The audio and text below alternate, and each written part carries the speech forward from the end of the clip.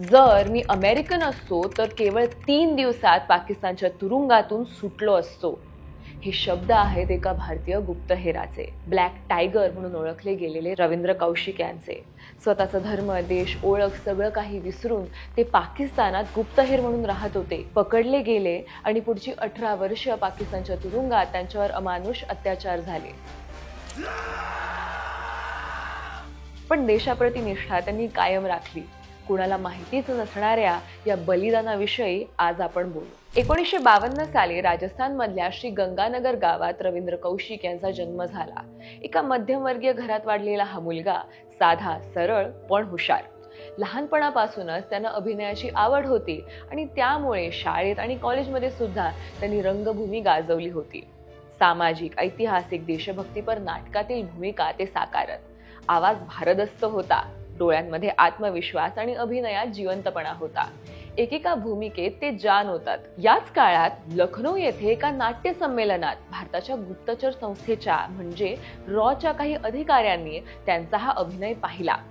तेव्हा रॉला अशाच तरुणाची गरज होती जो हुशार, धाडसी असेल आणि स्वतःच्या ओळखीला झुगारून देशासाठी सर्वस्व अर्पण करण्याची त्याची तयारी असेल. वर्ष 1975, वय फक्त 23. एखाद्या सामान्य तरुणासाठी हे वय असतं करिअर घडवण्याचं, प्रेमात पडण्याचं, स्वप्न पाहण्याचं. पण रवींद्र कौशिक यांनी त्या वयात स्वतःची ओळख, नाव, धर्म, भाषा सगळं मागे टाकलं फक्त देशासाठी. पण त्याआधी जवळपास 2 वर्ष त्यांचं कठोर प्रशिक्षण झालं. या ट्रेनिंगमध्ये त्यांनी उर्दू भाषा पूर्णपणे आत्मसात केली. फक्त उर्दू बोलणंच नाही तर त्या भाषेचा लहेजा, व्याकरण, उच्चार सगळं काही मूळ भाषकासारखंच.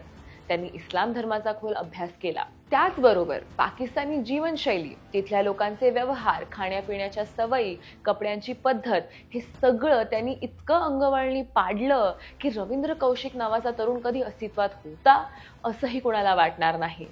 ते झाले होते नबी अहमद शकीर. ते पाकिस्तानाचा नागरिक म्हणून त्या देशात शिरले. तिथे त्यांनी कराची युनिव्हर्सिटीमध्ये ॲडमिशन घेतलं आणि काही वर्षात ते पाकिस्तानाच्या लष्करात सुद्धा रुजू झाले.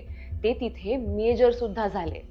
पाकिस्तानी लष्करामध्ये मेजर या महत्त्वाच्या पदावर पोहोचल्यावर रवींद्र कौशिक यांनी खऱ्या अर्थानं आपल्या मिशनची खरी सुरुवात केली. आपल्या अधिकाराचा उपयोग करत त्यांनी पाकिस्तानमधली अनेक संवेदनशील लष्करी कागदपत्र, सैनिकी हालचालींची माहिती, गोपनीय ऑपरेशन्सची योजना आणि सीमावर्ती भागातल्या तैनातीची माहिती भारतापर्यंत पोहोचवली. हे सगळं करताना त्यांना दररोज त्यांचा जीव धोक्यात घालावा लागत होता. कारण एक चूक आणि संशय जरी निर्माण झाला असता तरी मृत्यू अटळ होता. त्यांनी पाठवलेली माहिती भारतासाठी नेहमी अमूल्य ठरली.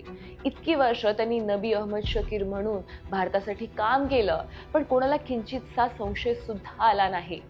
पण 1983 वर्ष हे मात्र धोक्याचं ठरलं. भारताकडून पाठवण्यात आलेला एक नवीन गुप्तहेर जो कौशिक यांच्याशी संपर्क करण्याच्या उद्देशाने त्या देशात पोहोचला होता तो पाकिस्तानात पकडला गेला. त्याला इतकं टॉर्चर केलं गेलं की त्याने रवींद्र कौशिक यांची खरी ओळख त्यांना सांगितली आणि त्याच क्षणी पाकिस्तानच्या ISIने रवींद्र कौशिक यांना अटक केली.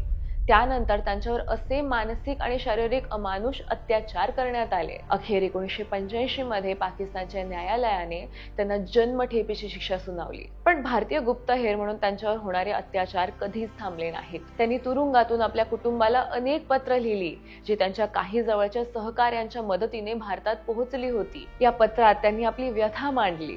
एका पत्रात त्यांनी लिहिलं की जर मी अमेरिकन असतो तर 3 दिवसात सुटलो असतो. त्या दरम्यान त्यांच्या कुटुंबाने केंद्र सरकारकडे मदतीसाठी अनेक वेळा अर्ज केले पण त्यांच्या एकाही विनंतीला प्रतिसाद मिळाला नाही. कौशिक यांनी पुढे लिहिलं, मी आयुष्यभर देशासाठी जीव धोक्यात घालून काम केलं आणि हेच माझं बक्षीस आहे का? इकडे त्यांचे आई वडील सरकारी दरबारी चपला झिजवून दमले पण काहीच झालं नाही.